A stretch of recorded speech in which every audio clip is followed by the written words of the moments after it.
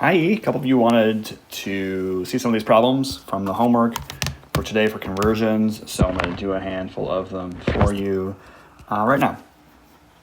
That's the kind of service you get in my class. Anyway, what you need to remember, I guess, is that 1 mole is equal to kind of two things.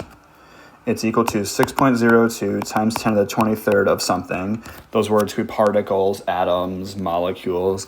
It's also equal to the molar mass in grams of something, okay?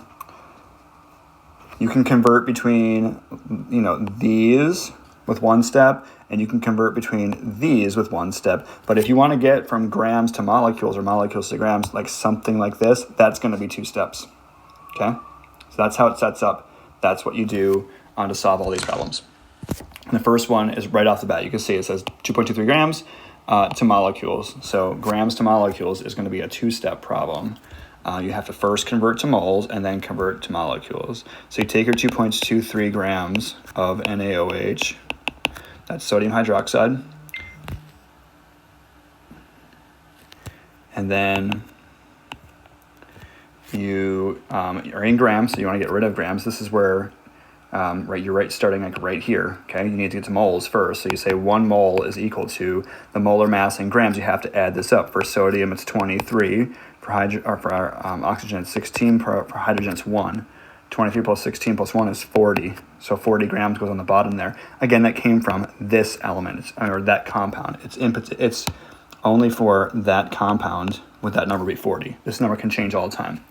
And then, so you just cancel grams, right? And if you stop there, your answer would be in moles, because that's what's left, but you want your answer in molecules, so you have to keep going. Just like up here, we just went from there to there, and now I need to get from here to there. Okay, so I have to do one more step.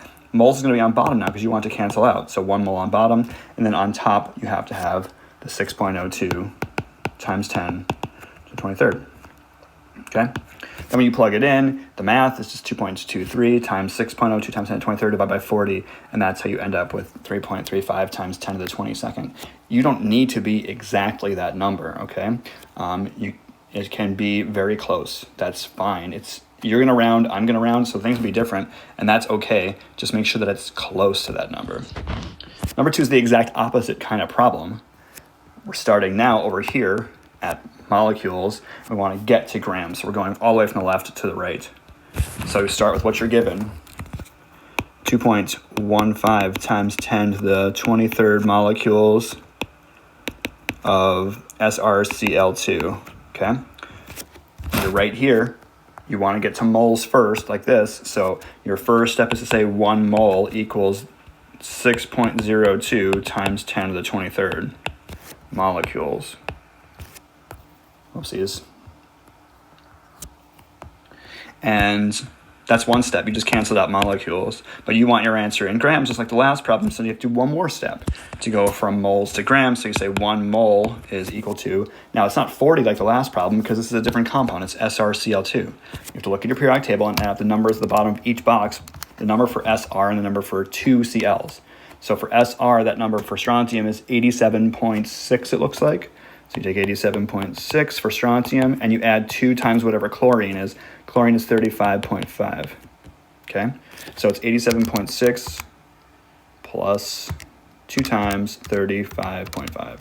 End up with 158.6, or something very close. Again, if you round a little bit differently, our answer is going to be different. That's fine.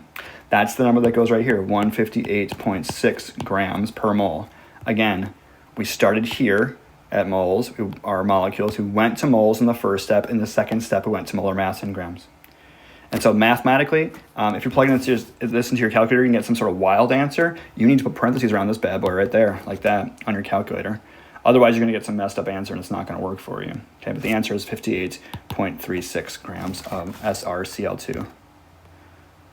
Maybe 1 or 2 more for the MEMS. Next one is moles to grams. So we're starting here at moles in the middle. We're going to grams. Only one step, moles to grams, okay? So to do that, you take your 5.1 moles, always start with what you're given, and you want to convert it into grams. So now we need the molar mass of BF3, right? Because the rule is, if you're going from moles, 1 mole of anything equals the molar mass in grams. 1 mole goes on bottom this time because you want to cancel out with that mole. grams goes on top. You got to add up BF3. So boron is 10.8, and fluorine is, so one boron is 10.8, and fluorine is, I should know it, we'll call it 19, but there are 3 of them, so 3 times 19. And 3 times 19 in my calculator ends up with 67.8. So 67.8 grams go there, but because 67.8 grams equals 1 mole. Now I just take 5.1 times 67.8, and you're left with your answer of 345.83. Okay, so that's a good example. I mean, those are a handful of them. Number 4 is 2 steps. Number 5 is also 2 steps. Number 6 is 1 step. You get the idea. I did want to show you, maybe I'll show you here at the bottom, okay? If you want to convert between them, we have moles here, we have grams here, we have molecules here. This might be helpful if you're stuck. Okay, if you want to get from moles to grams, like that, you're going to have 1 mole on bottom and the molar mass in grams on top. If you want to get from grams to moles, it's going to be the exact opposite. You're going to have molar mass on bottom. You're going to have 1 mole on top. Okay, you want to get from molecules to moles, you're going to have 1 mole on top and 6.02 times 10 to the 23rd on bottom. You want to get from moles to molecules, then you're going to have 6.02 times 10 to the 23rd on top and 1 mole on bottom. So this is the unofficial picture here that might be helpful for you. How do I highlight it? Something like this. Shabam. There you go. That shows you, that is like, I mean, as explicit as you can get with what you should be doing for each of these problems, okay, to solve them. You use these conversion factors here, here, here, and there to get from where you need to, where you were starting at and where you need to go. This has been super fun.